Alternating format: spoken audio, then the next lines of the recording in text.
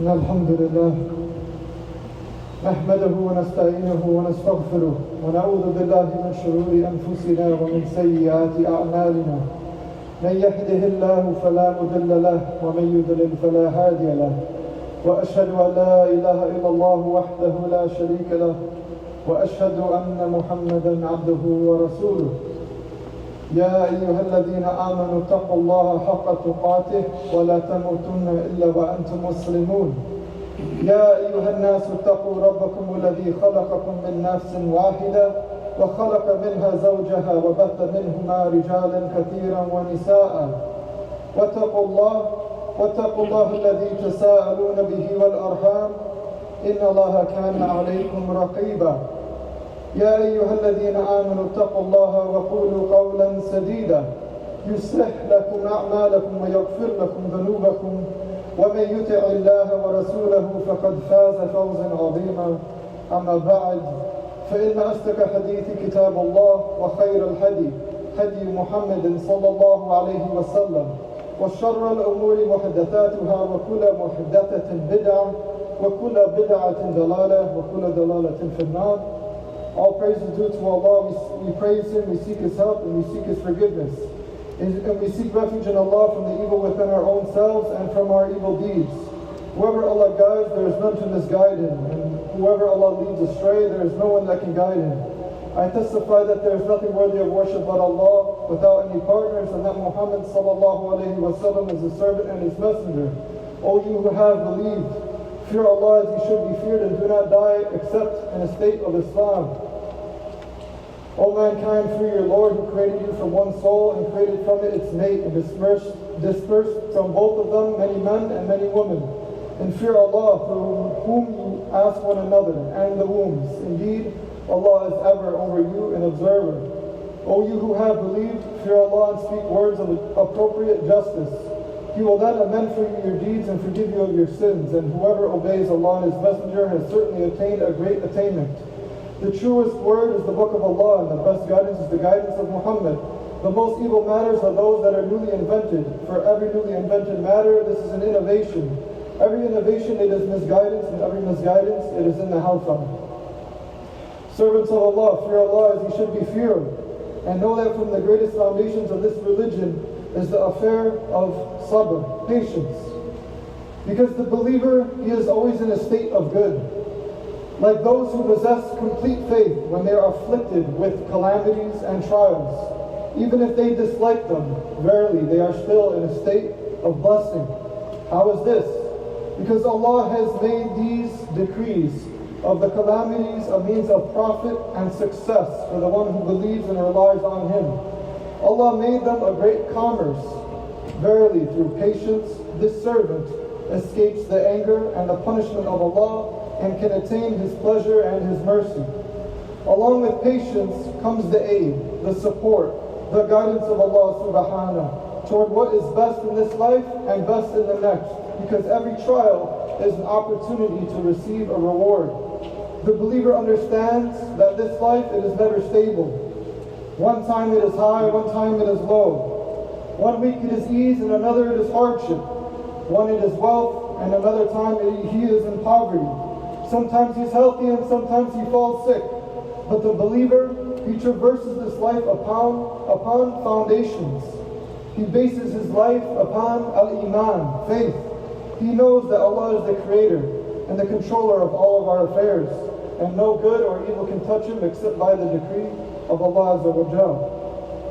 As Allah subhanahu says, أعوذ بالله من الشيطان الرجيم فإن مع العسر يسرا. Indeed, with hardship there is ease.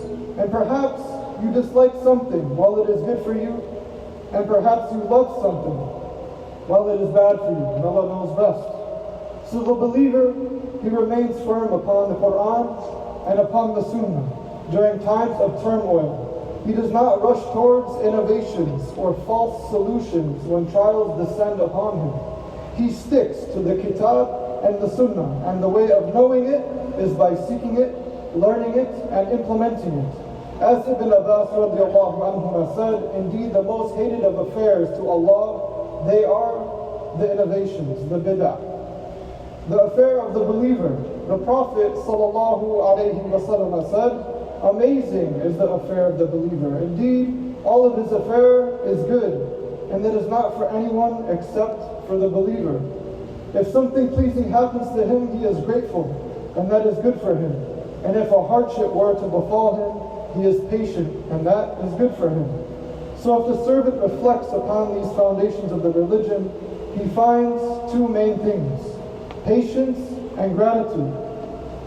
A few types of patience were discussed in a well-known book, Jami'ul Masail by Ibn Taymiyyah rahimahullah, upon which he discusses the affair of patience. The first affair of patience that we must take into account is patience upon the obedience to Allah subhanahu wa ta'ala. Because patience is required to establish what is commanded. A person is almost unable to fulfill what Allah has commanded unless Allah subhanahu wa ta'ala gives him patience and istiqamah or steadfastness to remain upon that path. He must be patient with various things, such as the stinginess of his own soul, his surroundings, and the situations that he finds himself in. So a person must be aware that he has both an inward and an outward enemy. So how can he fight this enemy if he does not know them? From the enemies, there are many, but to be brief, they are the soul that commands one to evil, his own desires, shayateen from the men and from the jinn, as well as bad companionship.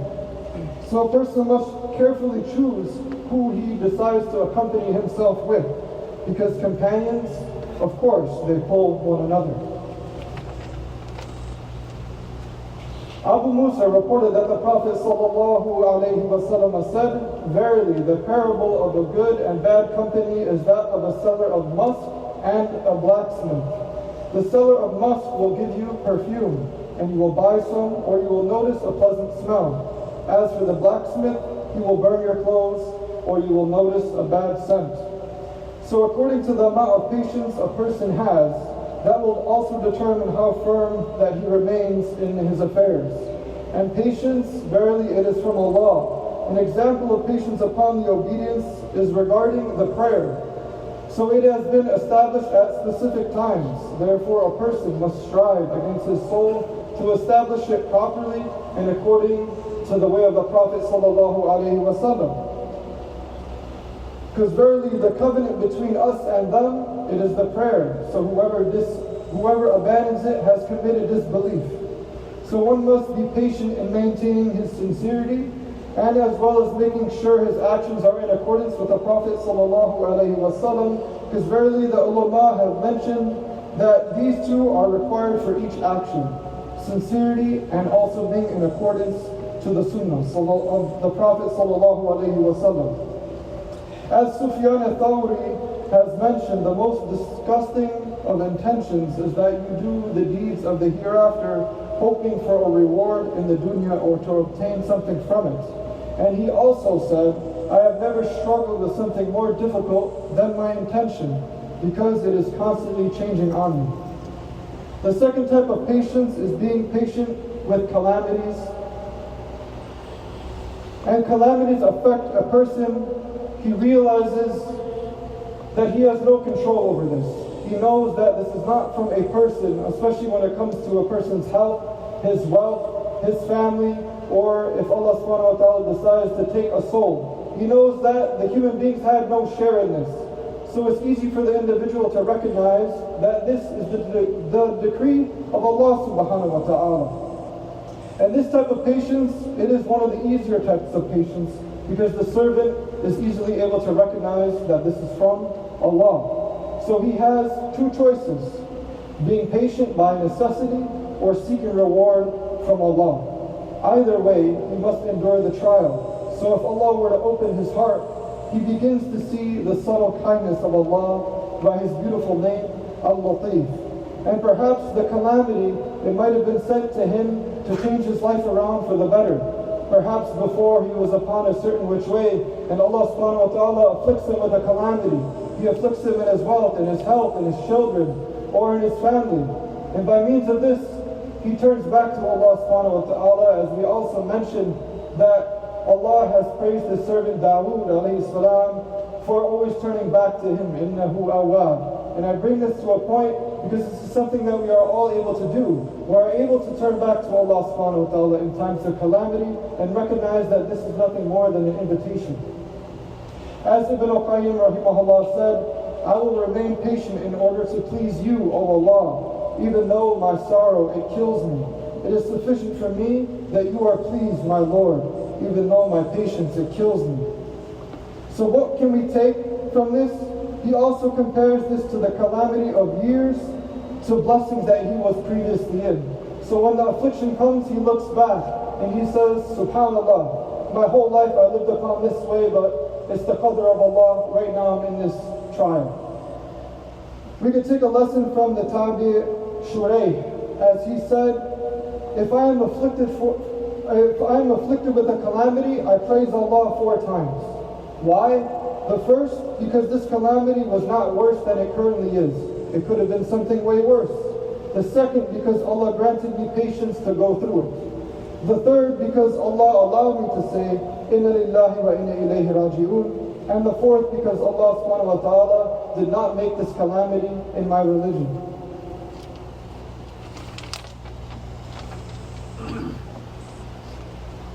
Servants of Allah, trials, they are unavoidable, but the believer understands that every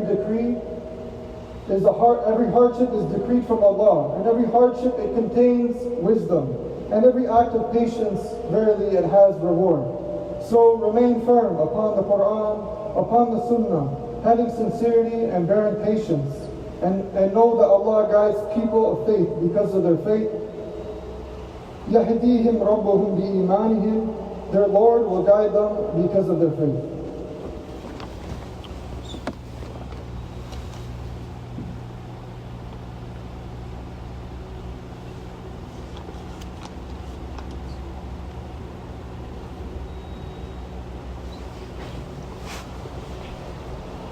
Bismillah, alhamdulillah, wa sallallahu wa sallam ala nabiyyina Muhammad wa ala alihi wa sahbihi wa sallam.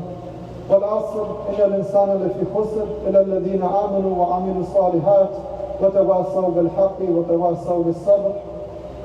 By time, indeed mankind is in loss except for those who have believed, who have done righteous deeds and advise each other to truth and advise each other to patience. Ibn Kathir reported that Ash-Shafi rahimahullah said, if the people were to reflect upon Surah Al-Asr, it would be sufficient for them. Indeed, this religion of yours is one, and I am your Lord, so worship me alone. And know that Allah's Messenger sallallahu alayhi wa sallam said, my nation, it will divide into 73 sects. All of them will be in the fire except for one, and it is the Jama'ah. It was said, who are they, O Messenger of Allah? He said, that which I and my companions are upon today. So if you are a true Muslim, know that you must follow the Qur'an and the Sunnah, coming from different backgrounds, tribes, colors, educations. All of this does not have anything to do with not following the Sunnah of Rasulullah sallallahu alayhi wa sallam. And by means of following this path, we are able to come together upon one door to unite the Ummah. Because this is the way, as Islam is not subjective. There is a very clear way to traverse Islam, and why would we not want to practice Islam upon the way of the righteous Salaf, may Allah be pleased with them. As it was said by Imam Malik rahimahullah, nothing will reform the latter of this nation except what reformed the beginning of it. So what is this worldly life? Stick to the Qur'an, stick to the Sunnah, and realize our focus is on what to come. Hope for the best, but take the means. And the means to take are what the Prophet sallallahu alaihi wasallam and his companions were upon. As it was said, when the Prophet and his companions went off and reached Badr before the polytheists, and when the polytheists arrived, he said, rise to a garden whose size is as great as the heavens and the earth. When Umair heard this, he said, Bakhin, Bakh. The Prophet ﷺ asked, what made you say this? He replied, nothing except that I hope that I will be among its people. So the Prophet ﷺ said, indeed you are among its people. So Umair took out some dates that he was eating, and he said, if I live until I finish eating these dates, then indeed it is a long life. So he threw the dates away and fought until he was killed in the way of Allah. conclude upon the virtue of the strangers. It was narrated in a hadith of Ibn Umar, may Allah be pleased with them both, and its wording is, indeed, after you, there are days in which the patient one holding on to what you are upon today, for him is the reward of 50 among you. Then he said, who was narrated from Sufyan Ulayna, who narrated from Aslam al-Basri, who narrated from As-Sa'id. I said to Sufyan, is this narrated from the Prophet sallallahu alaihi wasallam? He said, yes. He said, certainly today you are upon clear evidence from your Lord. You enjoy good, you forbid evil, you strive in Allah's way, and the two intoxications have not yet become apparent among you. The intoxication of ignorance, as well as loving the dunya. Then you will change from this state. So you will no longer forbid the evil, you will not enjoy the good, and you will not strive in the cause of Allah. And the two intoxicants, they will become apparent among you. So the one who holds on to the kitab and the sunnah that day, they will have the reward of 50. It was asked, 50 people from amongst them? No, he said, from amongst you. And with this isnad from Al-Ma'arifi, who said, Allah's Messenger sallallahu alayhi wa sallam said, give glad tidings to those who are ghuraba, those who hold on to the kitab when it has been abandoned, and those who implement the sunnah when it has dried out. As Shaykh bin Baz rahimahullah commented on this, these are the strangers who they rectify themselves during the corruption of the people, and rectify what the people have corrupted by enjoining good and by forbidding evil, and holding fast to the Qur'an when the people they have abandoned it. Islam verily began as something gharib, as something strange, and it will return to being strange just as it began. So glad tidings are to the strangers. وصلى الله وسلم على نبينا محمد وعلى آله وصحبه وسلم.